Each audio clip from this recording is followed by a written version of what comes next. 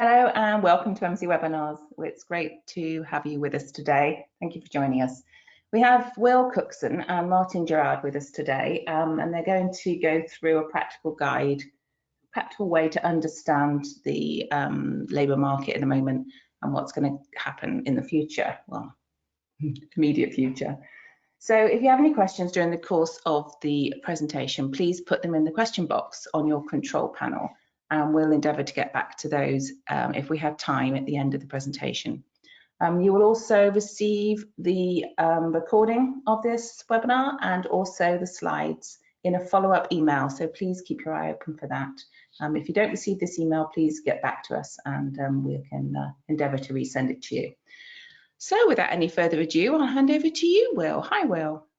Hi, Debbie, and good morning, or if you're listening to this later, good afternoon, good day to everyone that has joined us.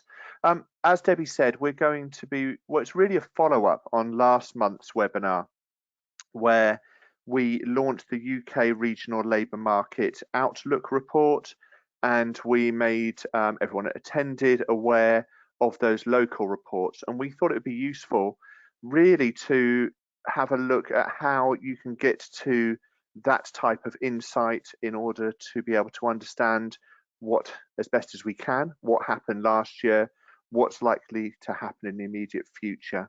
So without further ado, I'm going to move on to the agenda. We're going to, well, I'll do a quick and brief introduction of MC for those that don't know us. We'll have a look at the key trends element of the local reports that we've shared with many customers and other parties. We'll then look at industry insight, occupations insight, skills insight. Then we'll do a summary and we'll point you towards other resources. So introducing MZ for those who don't know us. So our mission is to help people and education and employers really to bring labour market data right in the middle of those three different constituent parts of the labour market and the supply and demand for skills. We do that in a number of ways, primarily through our online tools like Analyst and Career Coach, but also through specific and bespoke consulting projects. So as I mentioned before, we launched our UK Regional Labour Market Outlook report at the top of the year, looking back at 2020 and using available data and anticipating 2021. The focus, as you'd imagine, with it looking at 2020 and 2021, was trying to understand the effects of the COVID-19 crisis on local and regional labour markets.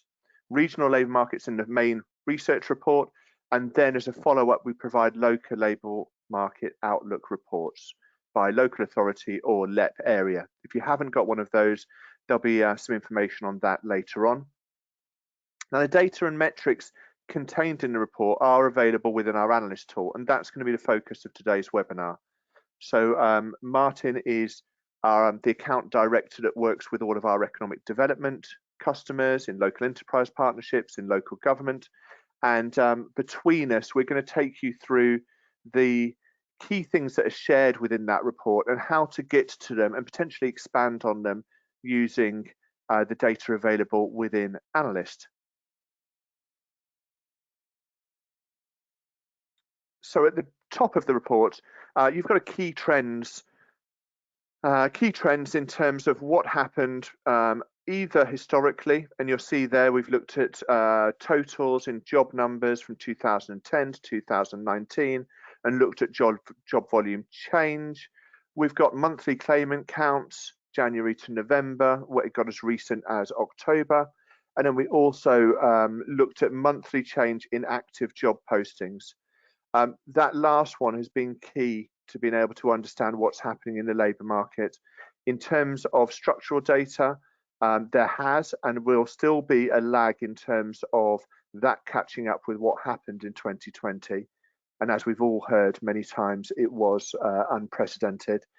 Job postings, because it's responding to recruitment activity of employers, does fit into that real-time view of what's happening, and that became really important. Not that it wasn't before, but really important in such changing times as last year. So Martin, I'm going to go through and we're going to talk about how we get to that that type of insight within Analyst.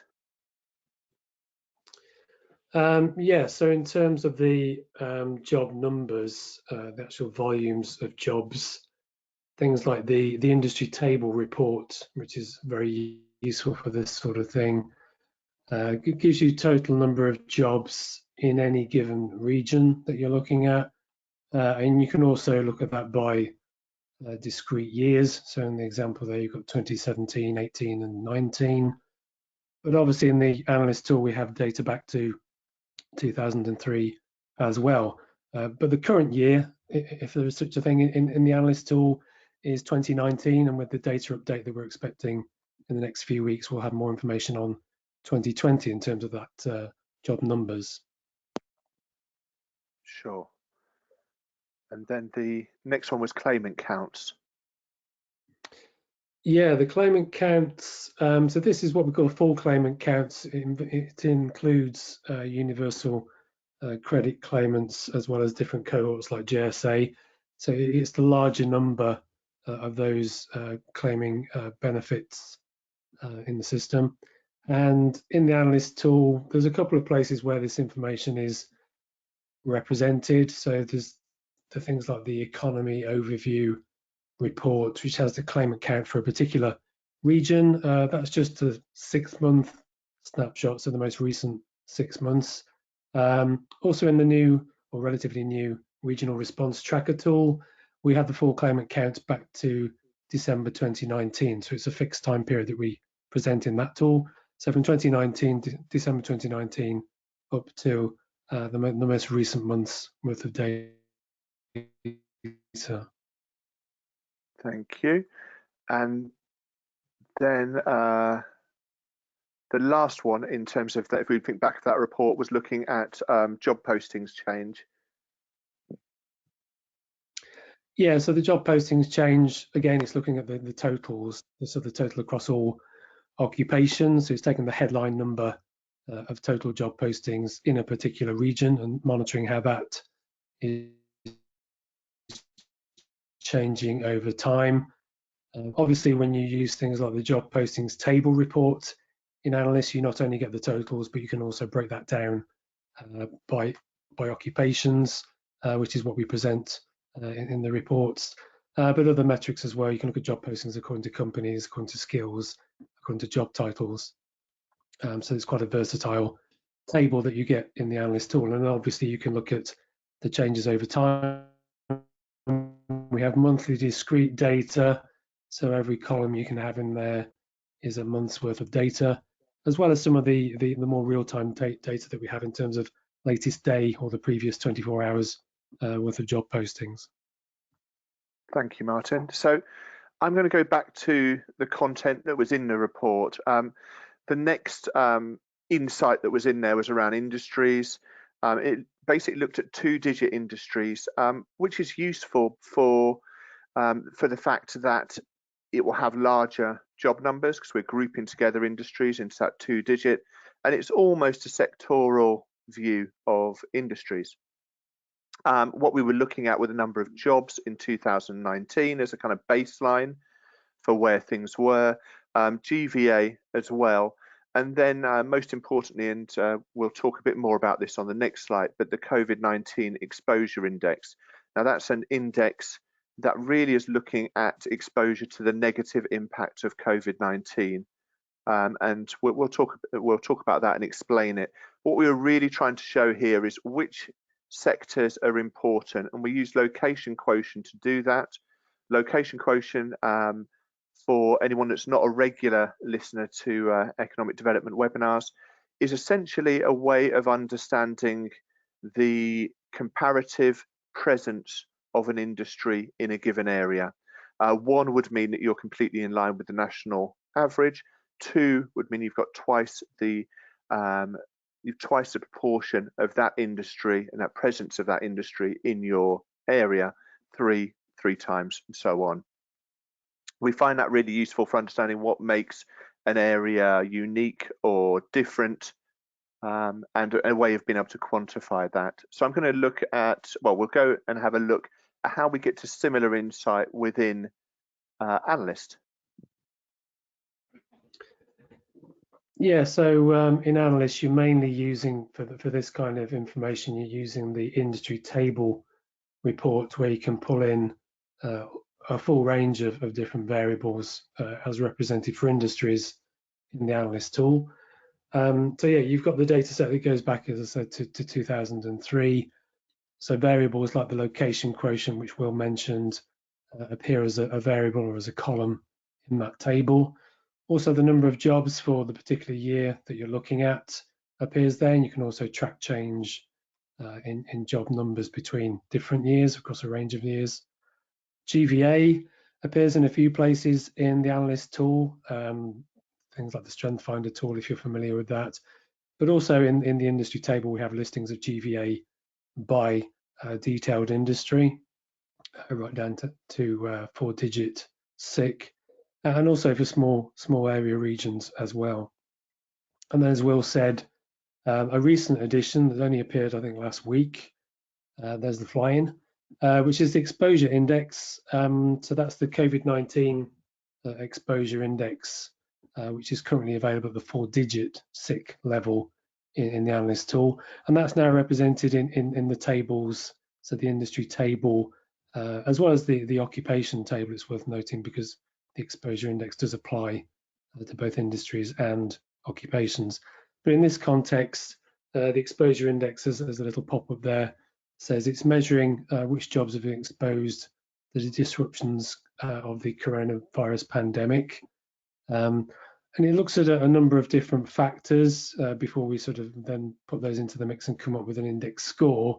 So the factors that include, the need for physical distancing or social distancing, the extent to which take-up of furlough is impacting on an industry, and then things like the dependence on affected supply chain. So maybe a particular industry isn't directly affected, but the supply chain is, and sort of things like market demand as well. And also proximity of key worker functions. That definition has changed over time, but whether the key worker functions are enhancing demand and or competition for a particular industry. Thanks, Martin. That's really useful. So yeah, back to the insight that we've shared through those local reports. Occupations, we essentially looked at 2-digit SOC, so standard occupation classifications, ranked by location quotient. So we're trying to pick out broader groups of occupations that are particularly present in any given area. Number of jobs in 2019, again, that baseline, and job posting change January to October 2020. And obviously also the COVID-19 exposure index that Martin just mentioned, but by occupation rather than by industry. So if we go through, we can see how to get to that, best to get to that through Analyst. Yeah, so there's a couple of different places. So principally, again, it's using the occupation table report, which includes most of the data for the sort of structural side of things, like the ONS official type data, as well as a few other metrics as well, like the location quotient, and also worth noting the automation index that we have, the extent to which occupations may be impacted by future automation. It's worth noting that that is also a variable that appears in the occupation table. But in terms of our regional reports, the location quotient, again, the concentration of particular occupations in a region, that appears in the occupation table. Number of jobs, again, you can be quite flexible about the year, either the current year or a range of years that you want to look at. And again, we have data back to 2003. And as before, the COVID exposure index is looking at the same kind of factors, but from more specifically an occupational view. So it's a slightly more granular take on that to particular occupations, often synonymous with particular industries like chefs, largely representing hospitality. There's a direct relationship between occupations and industries in that sense.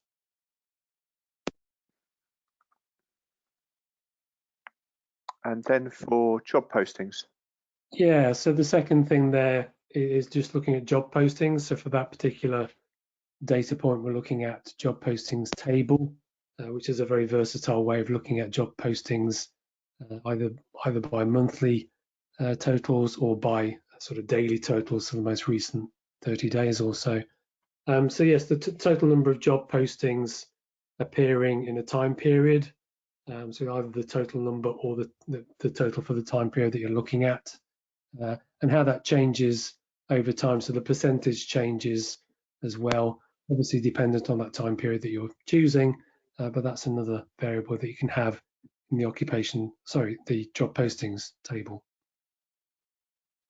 Okay, so that's there we've covered industries and occupations, then we come to skills. This is slightly different to what we have in Analyst. It was a bit of an experiment, and the experimental measure was essentially looking at skills significance relative to the whole UK. So what we're trying to do is find out whether employers in a given area were asking for specific skills. Hard skills were the main focus there, which is one of the ways in which we describe skills. So these are drawn from employers requesting skills through job postings, employer demand, hard skills, and then what we've looked is how significant is it to your area as opposed to the UK picture.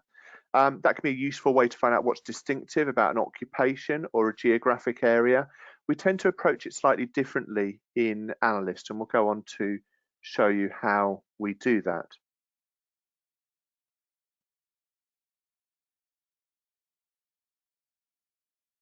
So we have skills by job postings. Here we're looking at the job postings table.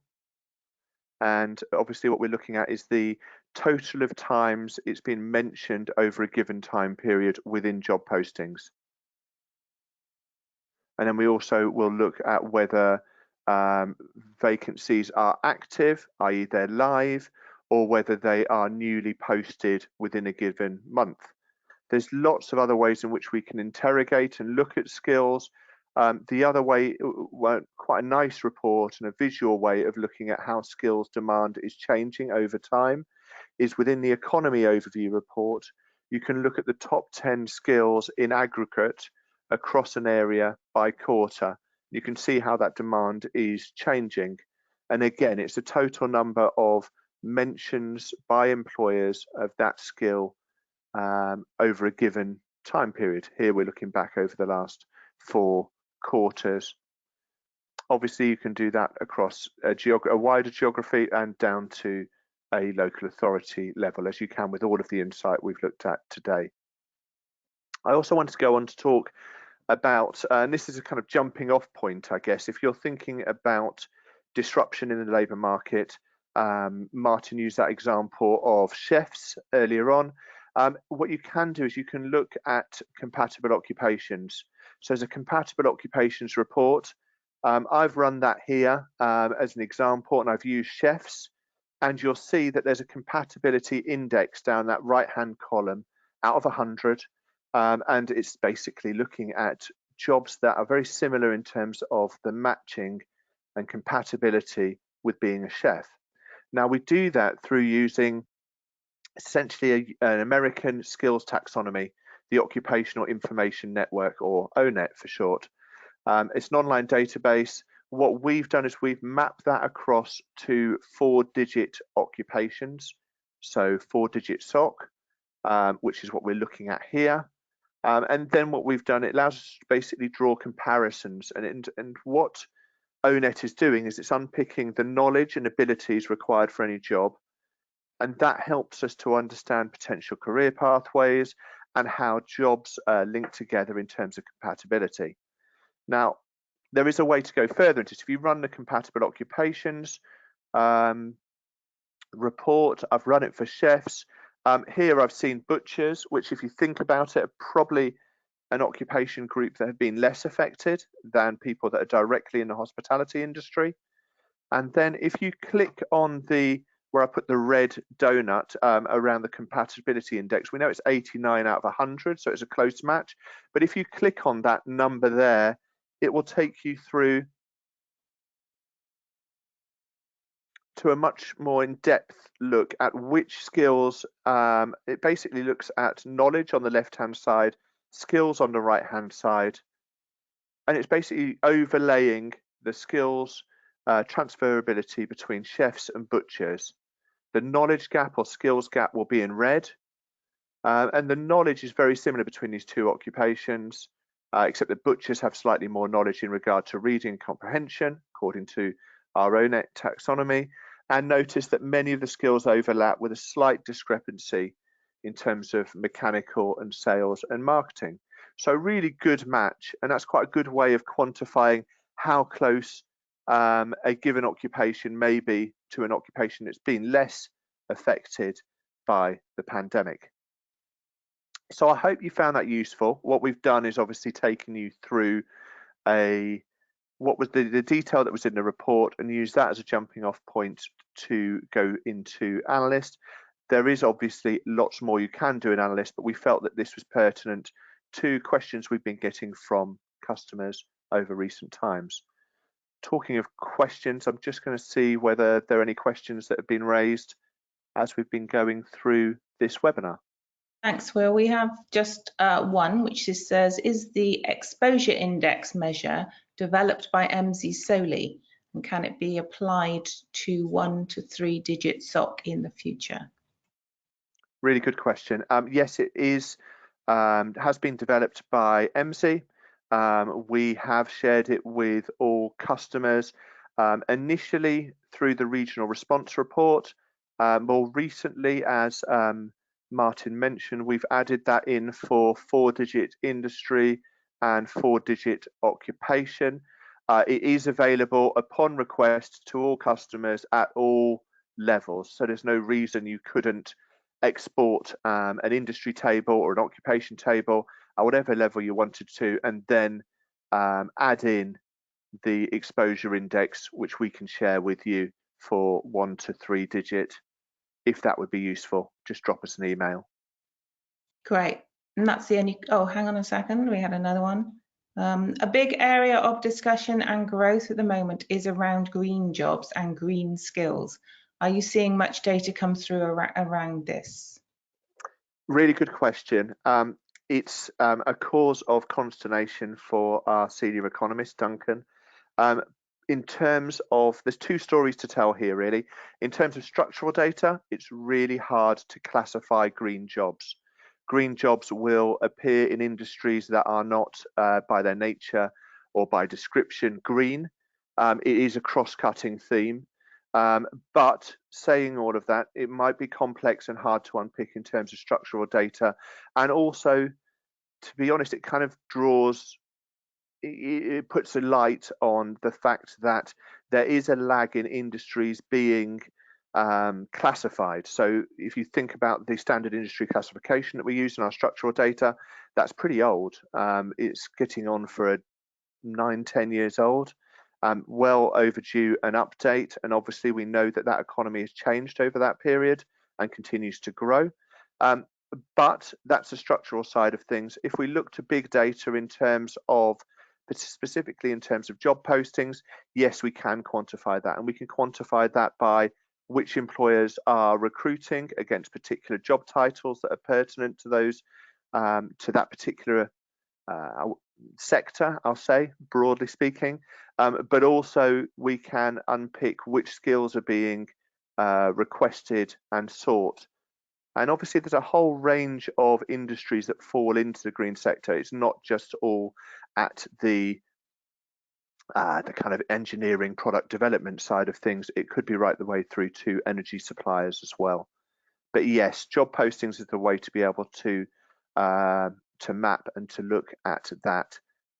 Do get in contact if you'd like to find out more about what we can provide on that. Okay, thanks, Phil. And one more, could the compatibility index be used to help identify new career ops for staff who were being laid off? Yeah, absolutely. And there are two ways in which we help our customers to do that. One would be, obviously, there's no reason that you couldn't run off a report within Analyst where you looked at what their existing occupation was that they'd been laid off from, and you run a compatibility report and you pick out occupations. And I think immediately you'll want to use some of your discretion to think about, okay, so which industries are going to be less affected by the pandemic at present, and where is there going to be more security in the job market at present. So there needs to be a bit of your discretion in terms of looking at the findings, much in the same way where we were looking at chefs. I didn't immediately jump to cooks or to bar staff. I went to something that may be less affected. But yes, it can be run in that way. And I said there's another way of doing that. The other way in which we can look at compatibility is through our career coach tool, which essentially advises people. It's much more of a user-focused way of sharing our data, but it's using the same data and it's putting together and it's looking at what careers are similar and groups them together in that way. So for example, if you're interested in being a chef, it may well pick up other related careers like bar manager, for example, or butchers, as we looked at earlier on. So there are two ways of doing that, and I'm happy to share some more information on that if you make contact. Great, that's fantastic. Thanks for that, Web. Thank you, that Will. There's no further questions. Just a quick recap what we looked at. So we were obviously looking at our Analyst tool. We ran through employment and unemployment, skills demand as defined by employers in terms of job postings. We also looked at industry presence in any given area, the COVID-19 exposure index, and then we ended up with that compatibility occupations using the ONET skills taxonomy. Like I said, I mean, if you are a customer and you want to explore any of these things, do make contact with us and we can help you with that. If you're not a customer and want to find out more, again, just make contact and we can have a conversation. I want to point you towards some free to use MZ resources that we've got available. Firstly, Skills Match. There's a web link here and we'll share that in the follow-up email as well. How do I explain Skills Match in very shortly? Essentially, it's a prototype. It was developed as part of the Nesta Career Tech Challenge, which we were a successful applicant to. What we're doing is we're basically taking skills as defined by job postings, and we're starting to work those together to see how they group together. Obviously, the flip side of skills in the way that employers describe them is how individuals describe their skills. And this really looks at it from that side. How do individuals describe their skills and how do those match to opportunities in the way that employers are describing particular career options? It's free to use. There's a simple tutorial. Have a play with it. Happy to take feedback on it. It does point in the direction of where we are going with trying to build and break down jobs into skills components and to build a new language around skills, of which there will be more webinars as we go over the next few months. If you haven't requested a local labour market outlook report for your area, you can do that. We've obviously alluded to that within and looked at how you can access that information within Analyst, but it's a neat and well presented summary, which is good for sharing within organisations, and that can be provided by local authority area or LEP area. What else have we got? Yeah, just a summary here really. There's the link for the UK regional outlook, so that local report if you want to request that. We are also providing much more detailed summary reports down to local authority area or LEP area in regards to the impact of COVID-19 and trying to really understand what happened in 2020 and where does that leave us as we enter into this year. Obviously, we've talked a lot about our Analyst products that's available to subscribe to. So yes, next webinar will be very much focusing on the impact of this lockdown. So this is on Thursday, the 25th of February. This will be Duncan, our senior economist, Andy Derman, our managing director, coming together as part of their monthly series of webinars where they are looking at a kind of more of a high level view of what's happening in the economy. So do sign up for that. If you want to make contact either with myself or Martin, our details are here, and the slide deck will be shared with everyone that's registered or attended today's webinar. So I'd just like to thank Martin and Debbie and everyone that joined us today. Thanks. Bye-bye. Thanks.